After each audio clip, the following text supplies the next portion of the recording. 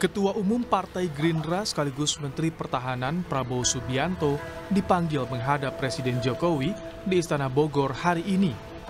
Belum jelas apakah agenda politik turut dibahas selain hubungan antara Presiden dengan pembantunya.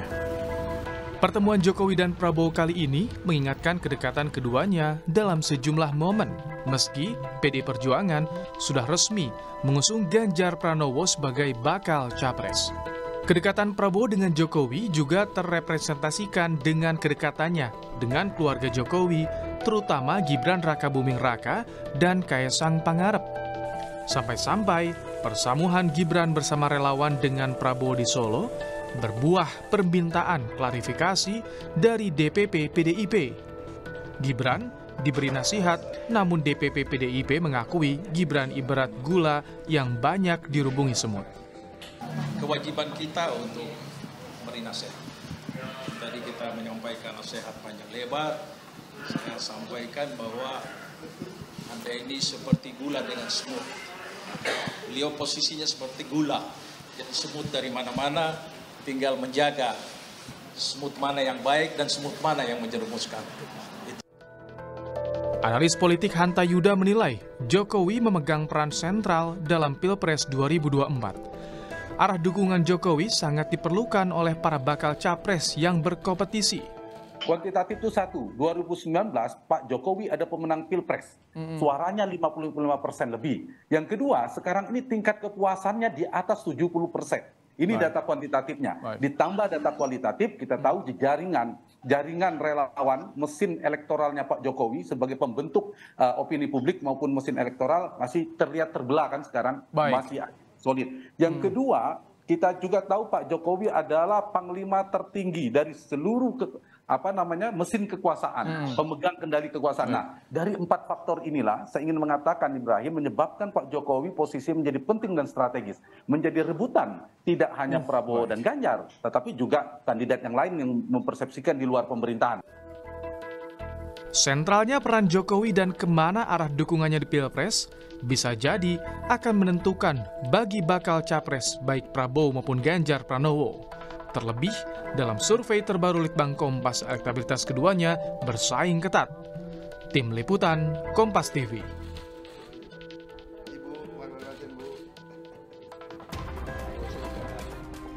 Hari ini Presiden Jokowi memanggil Menteri Pertahanan yang juga bakal calon Presiden Prabowo Subianto ke Istana Bogor. Pemanggilan Prabowo jadi sorotan karena belum berselang lama putra sulung Jokowi Gibran Rakabuming Raka dimintai penjelasan oleh DPP PDIP karena pertemuannya dengan Prabowo di Solo. Lalu apakah arah dukungan Jokowi di Pilpres ini bisa dibaca dari pertemuan dengan Prabowo hari ini dan apa juga dampaknya bagi Capres PDIP Ganjar Pranowo? Sudah ada Ketua DPP PDI Perjuangan Sukur Nababan, juru bicara Prabowo Subianto Daniel Ansar Simanjuntak, dan pengamat politik Adi Praetno yang juga merupakan Direktur Eksekutif Parameter Politik Indonesia. Sore Bapak-Bapak.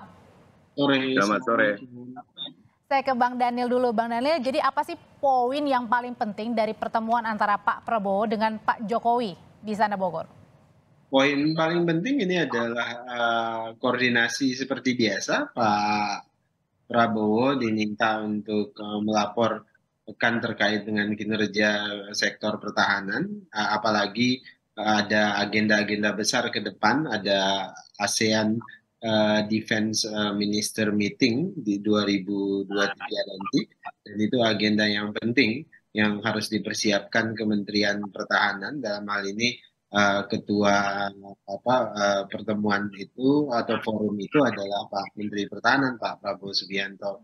Kemudian kedua tentu terkait dengan geopolitik dan geostrategis kita, karena Pak Presiden selalu minta dan pandangan dan laporan Pak Menteri Pertahanan terkait dengan kondisi geopolitik dan geostrategis global pada saat ini, dan itu sangat menentukan sikap Indonesia terkait dengan percaturan dunia itu. Dan apakah juga agenda penting lainnya termasuk juga dengan agenda penting Pilpres 2024?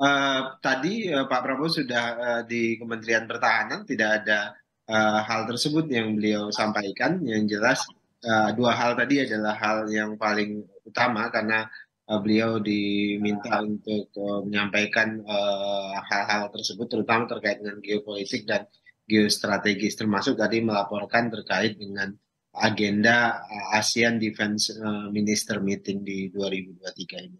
Oke, kalau masih membahas tentang seputar pertahanan begitu ya, apa yang tadi dikemukakan oleh Bang Daniel juga. Tapi kalau dari PDIP sendiri mengendusnya, menciumnya, pertemuannya ini apakah hanya sekedar rutinitas antara presiden dengan menteri saja? Karena kan ini pertemuan tidak lama, hanya selang 3 hari, Bang Sukur, dari sentilan DPP PDIP ke Gibran. Iya, tadi Mas Daniel sudah menyampaikan ya, Pak Prabowo kan pembantu presiden ya. Nah tentu saya pikir wajar ya kalau presiden memanggil menterinya, meminta laporan akan tugas-tugas menterinya seperti apa dan apa yang dilakukan dan bagaimana ke depannya. Nah tentu saja ini kan diramaikan karena kebetulan Pak Prabowo kan adalah salah satu calon presiden yang diajukan oleh Gerindra. Jadi ya kami melihatnya, PDI Perjuangan melihatnya ya ini tidak ada urusan dengan atau tidak ada terkait dengan urusan dukung-mendukung. Nah kalau kita memperhatikan, pertama ya, poin yang pertama pada saat pengumuman Pak Ganjar sebagai calon presiden dari PDI Perjuangan, Pak Jokowi hadir di sana, harusnya kan publik sudah mengetahui bagaimana dan seperti apa Pak Jokowi di dalam menjunjung tinggi sebagai kader PDI Perjuangan, apa yang menjadi keputusan PDI Perjuangan. Yang kedua, terkait dengan pertemuan Mas Gibran kemarin dengan Pak Prabowo, itu kan juga sudah jelas ya, bahwa Mas Gibran menyampaikan bahwa sebagai wali kota menerima kunjungan menteri dan datang dipanggil ke DPP partai. Dan beliau sebagai anak muda sangat santun dan sopan menyampaikan bahwa menerima nasihat, menerima bimbingan, dan ada satu kalimat yang sangat jelas berkali-kali disampaikan oleh Mas Gibran, bahwa saya sebagai kader muda PDI Perjuangan patuh Dan kalau hari ini, Bang terhadap Sukur, perintah partai dan ketua umum. kalau hari ini? Ya sama saja, hari ini kan tidak ada yang perlu kita masalahkan di sana. Pak Jokowi memanggil Pak Prabowo kan tadi Mas Daniel sudah menyampaikan sebagai kapasitas menteri. Apa yang harus dipersalahkan di sana? Apa yang harus disorot di sana? Apa yang harus kita lihat di sana? Wajar kan seorang presiden memanggil menterinya? Oke. Apakah hanya sekedar Mas Adi melihatnya hanya sekedar pertemuan antara seorang menteri dengan presiden saja, Mas Adi? Saya kira ada dua momen politik yang saling berdekatan, yang pastinya akan selalu dikait-kaitkan oleh publik ya, Audrey. Pertama, kita juga tidak bisa menutup mata bahwa kritik Ketua Umum Megawati Soekarno Putri terkait dengan alat alutsista yang beberapa waktu yang lalu disampaikan dalam acara di Lemhanas misalnya, kesejahteraan tentara dan polisi dan seterusnya menjadi relevan untuk menjawab apa yang disampaikan oleh Bang Daniel ataupun yang sudah disampaikan oleh Bang Sukur ya. Ini mungkin hanya sebatas hubungan antara presiden dan para menterinya untuk menjawab kritik yang disampaikan oleh Megawati ya. Tapi kan satu peristiwa politik yang sebenarnya sangat menggembarkan dalam tanda kutip ketika Gibran dipanggil ke DPP PDIP misalnya terkait dengan kedekatannya dengan Prabowo Subianto, terkait beberapa waktu yang lalu misalnya soal dukungan politik para relawannya yang ada di Solo. Ini kan kemudian adalah dua peristiwa politik yang lain dikait-kaitkan. Dan peristiwa tadi itu kemungkinan saja dibahas nggak? Mungkin sedikit saja tadi pertemuan. Kemungkinan ada nggak sih Mas Adi? Mas Daniel kan sudah menjawab tadi, tidak ada pembahasan, sudah bertemu dengan Pak Prabowo. Jadi sebenarnya tidak ada yang masalah dengan yang itu. Pertemuan menteri dengan presiden kan itu biasa saja. Terkait dengan Mas Gibran, itu kan sudah selesai. Dan beberapa kali saya sampaikan ke teman-teman media bahwa perlakuan yang sama akan berlaku bagi seluruh kepala daerah kami. Pada saat misalnya ada hal-hal pertemuan-pertemuan yang bisa membuat kehebohan politik atau kehebohan publik, nah tentu saja kami harus memanggil, melakukan klarifikasi apa sih sebenarnya yang terjadi, kemudian dinasihati. Oke, balik lagi saya ke Mas Adi kalau gitu. Tadi kalau misalnya kan memang tidak bisa terlepas ya Mas Adi ya, pertemuan dari hari ini adalah publik bisa mengkait-kaitkan bahwa sepanjang seminggu ini yang terjadi bisa saja dibahas pada tadi siang bersama dengan Pak Jokowi antara juga Pak Prabowo. Tentu yang tahu pasti hanya Presiden Jokowi dan Pak Prabowo Subianto ya, karena hanya dua orang ini yang berbicara dari hati ke hati tentang apa yang dibicarakan. Tapi yang jelas publik akan mengait-ngaitkan dengan dua peristiwa politik yang saling berdekatan terkait dengan kritik Megawati soal pertahanan, alat alutsista dan seterusnya dan seterusnya. Tapi yang kedua sebenarnya yang paling ramai, sangat mungkin pertemuan antara Jokowi dan Prabowo bicara tentang bagaimana Gibran dipanggil oleh PDIP soal klarifikasi terkait dengan dalam tanda kutip dansa politik Gibran yang kemudian dianggap juga memberikan dukungan politik terhadap Prabowo. Dua hal ini yang saya kira memang pasti tidak bisa diletakkan dalam konteks politik. Kalau soal proporsional, apakah lebih banyak mana yang dibicarakan? Wallahu a'lam bishawab. Saya tidak bisa menebak itu dari jauh. Tapi yang jelas kalau hanya pertemuan Prabowo Subianto dengan Jokowi, saya kira tidak akan muncul diskusi ini sore ini. Oke, karena memang nanti usai jeda nanti Bapak-Bapak akan menjawabnya, memang tidak bisa lepas ya dalam 1 minggu terakhir pertemuan ini terjadi karena di hari Seninnya juga Mas Gibran dipanggil ke DPP PDIP terkait dengan pertemuan antara Mas Gibran dengan Prabowo dan dukungan relawan Jokowi Gibran ke arah Prabowo Subianto. Usai jeda nanti kami akan membahasnya, tetap bersama kami di Kompas Petang.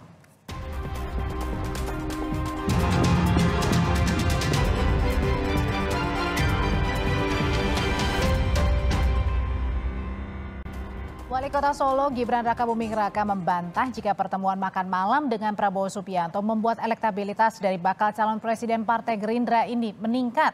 Gibran menyebut dirinya sakti jika pertemuan itu benar-benar berpengaruh terhadap elektabilitas Prabowo.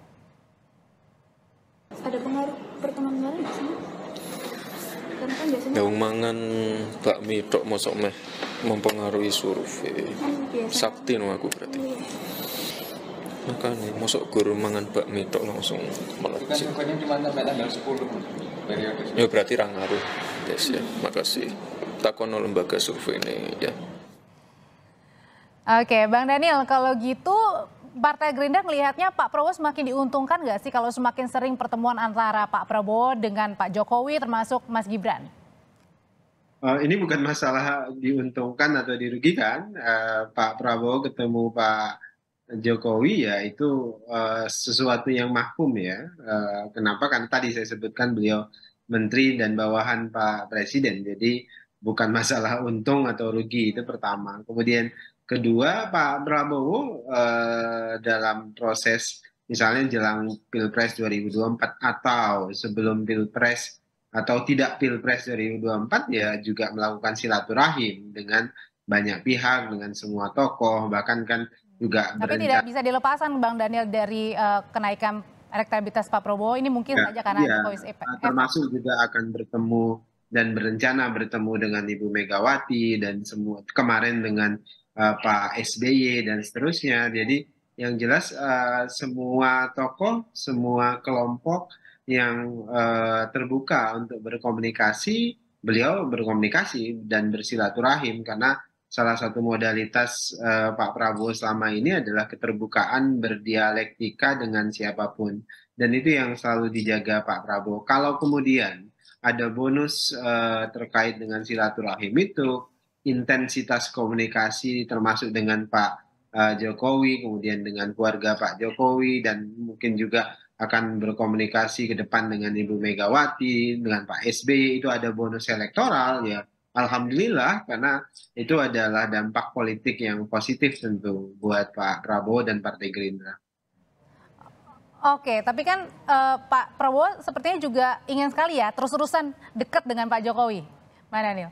Pak Prabowo tentu harus dekat dengan Pak Presiden karena beliau menteri, Mbak. Jadi justru kalau menteri tidak dekat dengan Presiden itu janggal dan aneh begitu, karena memang Pak Prabowo harus dekat dan harus melapor, harus berkomunikasi intens dengan Pak Presiden, dalam hal ini Pak Jokowi, dari sisi tugas-tugas beliau sebagai menteri. Oke, Bang Sukur, kalau gitu PDIP sendiri akan membatasi nggak sih? Karena kan Jokowi's efek ini ternyata sangat berpengaruh sekali terhadap pencapresan dari Pak Prabowo dan elektabilitasnya meningkat. Iya, kita tidak bisa membatasi hak orang ya untuk bertemu dengan siapa, berbicara dengan siapa. Tadi saya sudah sampaikan bahwa pertemuan Pak Prabowo dengan Pak Jokowi tidak ada yang aneh di sana. Kami percaya betul bahwa pertemuan itu adalah pertemuan antara presiden dengan menterinya, dan itu harus selalu bertemu melakukan koordinasi terkait dengan tugas-tugas dari menteri yang bersangkutan dan juga perintah presiden bagaimana arahan untuk melaksanakan tugas-tugas tersebut. Nah, mengenai apa yang harus dilakukan, nah tentu kami di PDI Perjuangan kan sistem organisasi kami itu sudah baku. Nah, apapun perintah kebijakan-kebijakan partai sebagai anggota partai yang ada di legislatif, yang ada di eksekutif, atau yang ada di struktural, ya harus taat dengan keputusan-keputusan kepartaian. Saya melihatnya sebenarnya ini semua diskusi ini sudah selesai. Pada saat pengumuman Ganjar sebagai calon presiden, Pak Jokowi ada di sana.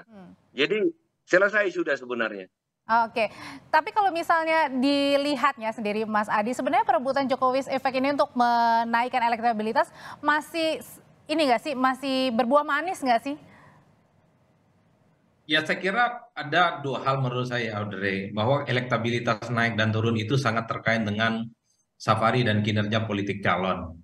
Kalau misalnya naik elektabilitas itu cukup foto-foto dengan Jokowi, dekat dengan Jokowi, ya saya kira nggak perlu kampanye dan sosialisasi ya. Cukup tiap hari ketemu di istana, cukup rapat bareng dan bisa meningkatkan elektabilitas sampai ke ujung langit ya. Bagi saya elektabilitas itu dalam banyak hal tidak ada kaitannya dengan kedekatan dengan Jokowi ataupun dengan Gibran. Murni kerja-kerja politik. Cuman yang menjadi ramai adalah karena Jokowi itu adalah kader PDIP, kemudian dikaitkan dengan kedekatannya dengan Prabowo Subianto yang seringkali dikaitkan dengan juga memberikan endorsement dengan Prabowo, inilah yang kemudian agak ramai. Tapi kalau dari survei Litbang Kompas sendiri, sekarang Prabowo ini naik elektabilitasnya menyalip dari Ganjar Pranowo karena Jokowi efek atau karena kinerja Pak Prabowo, Mas Adi? Kalau mau jujur sebenarnya Prabowo Subianto ini kan punya tabungan elektabilitas yang cukup lama dibandingkan yang lain. Prabowo ikut pemilu sejak 2009, 2014, dan 2019 yang lalu, Adri. Jadi dibandingkan dengan Ganjar ataupun Anies, memang elektabilitas Prabowo itu sejak lama sudah kuat. Kalau mau jujur dari data-data survei yang kita miliki misalnya 2020, 2021 itu Prabowo raja survei. Baru kemudian tahun 22 Ganjar agak sedikit mulai mengungguli Prabowo Subianto. Karena kan Ganjar agak ramai kan, misalnya soal hubungan dengan internal teman-teman PDIP, soal sikap politiknya yang kemudian begitu banyak mendapatkan respon publik. Tapi setelah itu kan kemudian Prabowo Subianto rebound kembali, terutama karena Ganjar dinilai misalnya agak sedikit blunder soal sikapnya terkait dengan timnas Israel. Jadi kalau Prabowo pun toh unggul itu bukan karena itu dekat dengan Jokowi, bukan karena bonus kebetulan makan malam bersama Gibran, tapi memang sejak awal Prabowo ini elektabilitasnya kuat. Cuman tergantung bagaimana kerja-kerja politik para penantangnya. Nah, saya melihat ke depan dinamika politiknya akan sedikit dinamis dan mungkin saja akan berubah secara dramatis gitu ya. Karena pada saat yang bersamaan PDIP sudah mengumumkan secara deklaratif Ganjar sebagai kandidat capres. PDIP kelihatan sudah mulai mengamplifikasi. Kalau dari seringnya pertemuan antara Pak Prabowo dengan keluarga dari Pak Jokowi adalah menaikkan elektabilitas dari Prabowo, tapi kalau dari Pak Jokowi untungnya apa, Mas Adi? Jokowi sebenarnya ingin menegaskan sebagai presiden, Jokowi sepertinya ingin menunjukkan kedekatan politiknya kepada siapapun, terutama kepada orang-orang yang saat ini berada di inner circle kekuasaan politiknya. Secara rasional tentu Jokowi ingin kelihatan dan dekat dengan Prabowo Subianto, Ketua Umum Gerindra, dan memiliki elektabilitas yang kuat. Tapi apa maknanya itu? Betul, tapi pada saat yang bersamaan kita tidak bisa membantah. Jokowi itu adalah kader PDIP, nggak mungkin kemana-mana, Audrey. Kan itu saja sebenarnya, nggak mungkin dalam arti. Tapi tadi dari suara musra bilang kemungkinan ada beberapa pilihan nih dari opsi menggabungkan Pak Ganjar dengan Pak Prabowo dengan Pak Ganjar. Nah, itu suara relawan, bukan suara Gerindra dan PDIP. Bukan suara dari Pak Jokowi juga ya? Bisa mengawinkan PDIP dan Gerindra itu ya Bang Syukur sama Bang Dhanil. Bukan relawan. Ya relawan itu hore-hore aja sebenarnya. Karena bicara misalnya soal mengkawinkan keduanya, sangat sensitif bicara soal siapa yang menjadi nomor 2. Prabowo tentu nggak mau. Itu dianggap sebagai mendowngrade Ketua Gerindra bagi Bang Dhanil. Apalagi Ganjar Pranowo dihukum oleh PDIP. Nggak mungkin disebut sebagai orang nomor 2. Biarkan saja keduanya bertarung, bersaing, toh sama-sama pendukungnya Jokowi. Kalau dari PDIP sendiri, Bang Syukur, strategi apa sih yang disiapkan untuk menyaingi lagi Pak Prabowo supaya elektabilitasnya rebound kembali? Iya kan ada dua hal ini yang sangat penting sekali. Yang pertama tentu adalah bagaimana saat Pak Ganjar melakukan tour ke daerah-daerah seperti yang disampaikan Mas Hadi tadi ya. Tetapi yang kedua, mesin partai kami, struktur organisasi kami itu sudah sangat kuat hingga sampai ke TPS-TPS. Nah tentu itu semua akan bersuara pada saat melakukan konsolidasi-konsolidasi. Dan nanti apa program-program unggulan dari Pak Ganjar itu semua sudah kita rumuskan, disosialisasikan bersama dengan calon-calon anggota legislatif. Karena hari pemilihannya kan itu sama. Nah, masih sangat banyak parameternya. Nah, anggota-anggota legislatif kami kan itu yang sudah pilihan semua. Jadi tidak asal masuk, pengen jadi anggota legislatif, udah kami usulkan menjadi anggota legislatif. Nah, ini kan melalui VM proper test semua ini. Banyak sekali nanti. Maka akan terjadi perubahan-perubahan yang drastis. Saya sepakat dengan Mas Hadi tadi. Nanti pada mendekati hari H, karena parameternya itu nanti adalah pertarungan wilayah sempit, yaitu pertarungan TPS. Oke. Nah kalau dari Gerindra sendiri, Bang Daniel, tadi dari teman-teman Projo bilang bahwa ada kemungkinan untuk menduetkan atau meminta begitu ya, atau menduetkan antara Pak Ganjar dengan Pak Prabowo untuk bisa menang di Pilpres 2024. Itu masih mungkin atau nggak mungkin?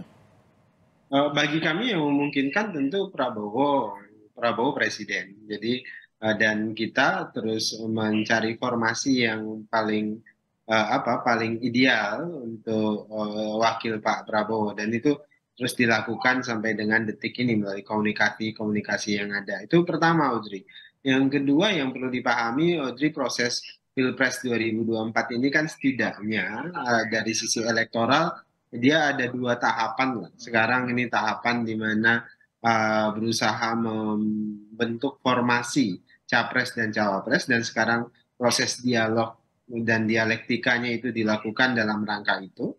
Nah, selain tentu yang paling utama adalah ide, visi, dan gagasan yang akan dibawa, dan mematchingkan atau mencocokkan hal tersebut dalam dialektika yang terjadi. Goalnya seperti apa nanti kita lihat. Nah, proses yang kedua tentu adalah elektoral ketika dipasangkan. Jadi ketika dipasangkan ini itu pasti akan memberikan dampak elektoral, apakah kemudian jadi Pak Prabowo masih tetap capres begitu ya dari Gerindra ya? Ya, dari sisi Gerindra kita berharap cawapresnya Pak Prabowo itu orang yang bisa menambah elektoral Pak Prabowo dan mendorong keterpilihan Pak Prabowo nanti di Oke, Mas Adi, singkat saja, dengan pemanggilan dari Pak Jokowi ke Pak Prabowo, ada kemungkinan nggak sih menjadi bagian lobby-lobby dari Pak Jokowi untuk menduetkan Pak Ganjar, Pak Prabowo? Saya tidak terlampau meyakini itu, tapi secara prinsip pertemuan Jokowi dan Prabowo di Istana Bogor pasti ada kaitannya dengan jalan panjang menuju 2024. Kalau hanya sebatas pertemuan presiden dengan menteri, saya kira Prabowo dan Jokowi hampir tiap hari berkomunikasi. Yang menarik itu karena segala sesuatu yang terkait dengan Jokowi belakangan ini pasti dikait-kaitkan dengan dukungan politiknya. Apakah tegak lurus kepada PDIP atau agak sedikit berdansa dengan Prabowo Subianto. Dan ini yang kemudian menjadi lama ya, Audrey.